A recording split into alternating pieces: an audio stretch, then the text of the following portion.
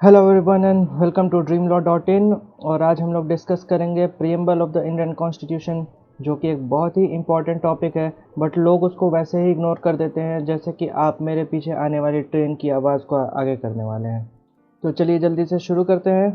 तो आपकी स्क्रीन पे इस समय इंडियन कॉन्स्टिट्यूशन का प्रीएम्बल है, that declares India as a sovereign socialist secular democratic republic and it sets out 4 securities for citizens, that is justice, liberty, equality and fraternity, and it gives you the date of the adoption and enactment of our constitution, जो कि है 26 नवंबर 1949।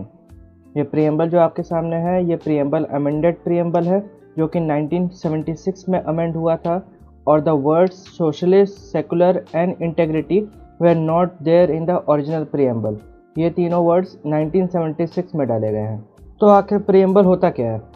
तो किसी भी act या constitution का preamble acts as an introduction to it, and in the same way our preamble also acts as the introduction as well as the summary of the whole constitution. आगे आप ये जानिए कि ये जो प्रीएम्बल है, it was originally passed as objective resolution by Pandit Nehru on 13 December 1946 and was adopted on 22 January 1947, और बाद में यही ऑब्जेक्टिव रिजोल्यूशन जो है बनता है हमारा प्रीएम्बल। तो थोड़ी एक्स्ट्रा नॉलेज के लिए बता देते हैं कि कॉन्स्टिट्यूएंट असेंबली में और भी प्रीएम्बल्स मूव हुए थे, but all of them were rejected on one or the other basis. जैसे कि ये आपके सामने है शिवन लाल सक्सेना का move preamble that included God the almighty, the name of Mahatma Gandhi, philosophy of satya and ahimsa and address us as the people of Bharat. It was opposed by Brajeshwar Prasad, who said that the constitution we have drafted is a rotten constitution based on American judgments and Government of India Act, और ऐसे constitution में गांधी जी का नाम drag नहीं करना चाहिए। तो चलिए मुद्दे पे आते हैं। तो अपने प्रीएम्बल के बारे में काफ़ी लोगों ने काफ़ी कुछ कहा है। जैसे के मुंशी ने कहा है कि it is the political horoscope of the constitution. ये एक्चुअली एक काफ़ी इंपॉर्टेंट स्टेटमेंट है, क्योंकि ये कई बार जुडिशियरी और एपीओ एग्जाम्स में पूछा जा चुका है। फिर Nani Palkhivala called it the constitution's identity card. Thakurdas Bhargava ने भी काफ़ी कुछ कहा इसके बारे में, जिसमें से है कि it is the jewel in the constitution, it is key to the constitution. और अर्नेस्ट बार्कर ने, जो कि एक अमेरिकन स्कॉलर थे, ही सेड कि it is the key note to the constitution. So from where did we get the idea for our preamble? So the Government of India Act 1919 had a huge preamble, but the 1935 Act, on which our constitution is mostly based, had no preamble. So source of our preamble is not from these acts but from the American Constitution. This is the American Constitution right in front of you, and you can see the language and what it stands for. However, even when we have borrowed the idea of preamble from Constitution of USA, in the case of Sajjan Singh, the Supreme Court observed that our constitution is more similar to the American Declaration of Independence than their constitution's preamble, as it grants no power but only gives directions. तो चलिए बढ़ते हैं इस preamble के सबसे important question पे कि is the preamble a part of the constitution? क्या ये प्रीएम्बल कॉन्स्टिट्यूशन का ही एक पार्ट है? तो इसके लिए दो केसेस इंपॉर्टेंट है। पहला जो कि है रे बेरूबरी यूनियन, जहां सुप्रीम कोर्ट ने हेल्ड किया था कि the preamble is not a part of the constitution but a key to open the minds of the makers. They even quoted an observation about the US Constitution. In USA also, the preamble is not considered a part of the Constitution because it gives no substantive power. इस position से supreme court थोड़ी सी हिली सज्जन सिंह के case में, when Justice Hidayatullah said that the preamble is not a part of the Constitution in one sense, but in another sense it is the part of the Constitution. Though Sajjan Singh did not overrule the ruling of Ray Berubery Union. The ruling of Ray Berubery Union regarding the preamble was overruled in the case of Keshwananda Bharti versus State of Kerala, in which it was held that unlike the American Constitution, the Indian preamble did not walk before it. Rather, it was adopted last as a part of the Constitution, and when the preamble was adopted, the Assembly said that now the preamble stands as a part of the Constitution. So there is enough evidence to hold that preamble is a part of the Constitution. तो अब आते हैं amendment. Keshavananda Bharati, SR Bommai और Suresh Kumar and Dalmia cement versus union of India, इन सब में ये held हुआ कि preamble is the basic structure of the constitution. अब आते हैं अमेंडमेंट ऑफ द प्रीएम्बल पे। Since the preamble is a part of the constitution, it can be amended under Article 368 and has been amended only once through the 42nd amendment जो कि स्वर्ण Singh committee report के base पे आया था. The amendment inserted the words socialist, secular and integrity in the preamble. एक और interesting fact ये बताते हैं आपको कि ये जो वर्ड्स हैं सोशलिस्ट एंड सेकुलर, ये एक्चुअली कॉन्स्टिट्यूएंट असेंबली में प्रोफेसर के.टी. शाह ने रिकमेंड किया था ऐड करने के लिए आर्टिकल 1 में along with the word federal. He argued that India is a union but not a unitary state and all states are equal participants with their own power and responsibilities. Hence the word federal should be added. Next, for secular, he said that it is very obvious and confirmed that we are a secular state. So why not just clearly go ahead and put the word there. For socialist, he said that India is not a socialist union as of now, but with advancement of time, we would develop into a socialist state. एच.वी. कमथ ने भी कहा कि अगर ये डलेंगे ये तीनों words constitution में तो आर्टिकल 1 की जगह ये तीनों प्रीएम्बल में डलने चाहिए. But eventually KT. Shah's amendment was opposed by Dr. B.R. Ambedkar himself, who said that the constitution is a mechanism for the functioning of the state and the economic and social setup of the society should be declared and decided by the people themselves. Putting secular and socialist in the constitution would be destroying democracy. He also emphasized कि आज आपको socialism अच्छा लग रहा है but कल को अगर कोई और पॉलिटिकल फिलॉसफी आ सकती है जो कि इससे भी बेहतर हो तो फिर क्या करेंगे. और ऐसे भी जो डायरेक्टिव प्रिंसिपल्स हैं they themselves are socialist. So the amendment in the article 1 is quite unnecessary. And hence both these words did not find any mention in the original constitution. However, Swarn Singh committee report reported a reason very similar to that of Professor K.T. Shah and said that secularism and socialism are impliedly a part of our constitution. So we should expressly write it in the preamble itself. Federal word क्यों नहीं approve हुआ वो हम लोग जब part 1 discuss करेंगे तब करेंगे. अब आते हैं कि what the preamble provides. So broadly the preamble provides three things: the source, the polity and the right of the people. Source पे आते हैं जल्दी से. Source of the power बहुत सिंपल है. The preamble begins with the word we the people of India and ends with adopt, enact and give to ourselves this constitution. So the constitution का जो source है वो और कोई नहीं but वो हम हैं, the people of India. Virendra Singh versus union of India में भी सुप्रीम कोर्ट ने यह कहा था कि when we gained independence, every vestige of sovereignty was surrendered to the people and we ourselves formed our constitution.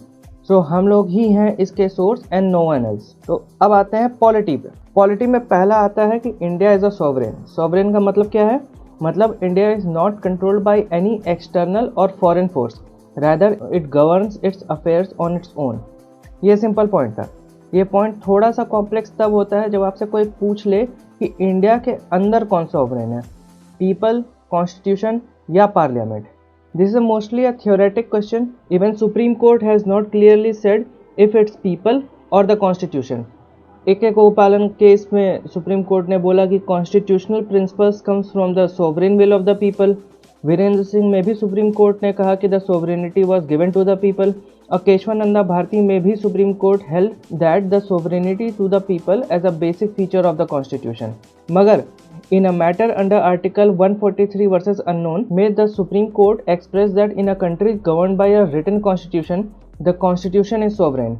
But एक चीज़ बहुत क्लियर बोल दी आर्टिकल 143 वर्सेज अननोन में और दिल्ली लॉज एक्ट 1912 के केस में, वो ये कि parliament is not a sovereign, rather it is limited by the constitution. तो ये थोड़ा ट्रिकी और प्योरली थ्योरेटिकल क्वेश्चन है. Since constitution is the will of people, Parliament is the representation of people. So if the people are sovereign, their will and their representation is an extension of themselves. So ये थोड़ा सा जो है theoretic question है. But in toto the word sovereign means India governs its affairs on its own और foreign से कोई भी अपने ऊपर control नहीं होगा. तो चलिए आगे बढ़ते हैं. अगला आता है socialist. तो as I had told earlier, our directive principles incorporate a socialist welfare approach. Frankly in general socialism के नाम पे बहुत लोगों को साफ सूंघ जाता है. इतना कि जब के.टी. शाह ने सोशलिस्ट वर्ड प्रपोज किया था तो उन्हें ऐड करना पड़ा था कि the term socialist is I know frightening to a number of people. They merely consider the term socialist as synonymous with abuse. ये प्रोफेसर केटी शाह ने तब बोला था जब उन्होंने सोशलिस्ट वर्ड को प्रपोज किया था। Socialist in the sense of professor Katie Shah means a state where everyone gets to work at their maximum capacity and gets everything they need. और केशवानंदा भारती में सुप्रीम कोर्ट ने कहा कि our constitution does not incorporate socialism in totality, rather we have a democratic constitution with a socialist bias. ये judgement actually आया था 42nd amendment के पहले। 42nd अमेंडमेंट के बाद डीएस नकारा के केस में it was held that the word socialist was inserted by 42nd amendment to usher socio economic changes and a socialist state's goal is to eliminate inequality of income, status and standard of life. और आगे लेकिन इसी case में कहा कि but socialism can not be push to such an extent that it eliminates private ownership, because हम लोग private ownership को भी रिकॉग्नाइज करते हैं। तो आप देख सकते हैं कि we have a directive principles with a socialist approach and we have the 42nd amendment that added the word socialist just to make it more explicit, but we still aren't a complete socialist state. फिर आता है secularism. Secular word जो है जैसा कि हम लोग पहले डिस्कस कर चुके हैं 42nd अमेंडमेंट से आया है। And by secularism in India, it means that the state does not recognize itself with any religion. देखिए अब आपको एक बात समझनी है शॉर्ट में। सेकुलरिज्म के दो थ्योरीज होती हैं। First is the wall theory of secularism, जिसके under there is a strict wall between the state and religion and the state is no way associated with any religious activity. इसे कई pioneers हैं, but America में mostly इसे माना जाता है Thomas Jefferson के लिए। इंडिया में सेकुलरिज्म का मतलब है कि the state does not recognize itself with any religion but recognizes and respects all of them and can even look for welfare of religious groups. इसलिए इंडिया में हज सब्सिडी वगैरह आज भी स्टेट्स देती है। There is no strict wall but there is a distance from religion. इसको कहते हैं प्रिंसिपल डिस्टेंस थ्योरी, जिसके प्रोपाउंडर है सर राजीव भार्गव। इंडिया में पहले केशवानंदा भारती के केस में कई जजेस ने सेकुलरिज्म को बेसिक स्ट्रक्चर माना है, जो कि रीअफर्म हुआ है एसआर बोमई के केस में कि secularism is a part of the basic structure of our constitution. तो अब आते हैं जल्दी से डेमोक्रेसी पे। Democracy simply means that the government is an elected government. Democracy को केशवानंदा भारती और एसआर बोमई दोनों केस में बेसिक स्ट्रक्चर का पार्ट माना गया है। और इंदिरा गांधी वर्सेस राजनारायण में सुप्रीम कोर्ट ने यह हेल्ड किया है कि in a democracy the elected prime minister is the central figure who takes crucial decisions and is responsible to the parliament as well as to the people. Lastly आते हैं republic पे। Republic means कि the head of the state is also an elected representative and the office of president is open for its citizens. The right to equality जो कि article 14 है, उसको basic principle of Republic माना जाता है और ये हेल्ड हुआ है state of West Bengal versus Anwar Ali Sarkar के केस में। रिपब्लिक फॉर्म को केशवानंदा भारती के केस में भी बेसिक स्ट्रक्चर बताया गया है। अब आपके दिमाग में एक सवाल आ रहा होगा, डेमोक्रेसी और रिपब्लिक के बीच में डिफरेंस होता है, ऐसे क्या है? तो इसका एक छोटा सा एग्जाम्पल ले लीजिए कि UK is a democratic country but it's not a republic because there is an elected prime minister but the head of the state is the queen. Fun fact, in 1649 king Charles I was executed, जिसके बाद England 11 साल यानी 1660 तक एक Republic था।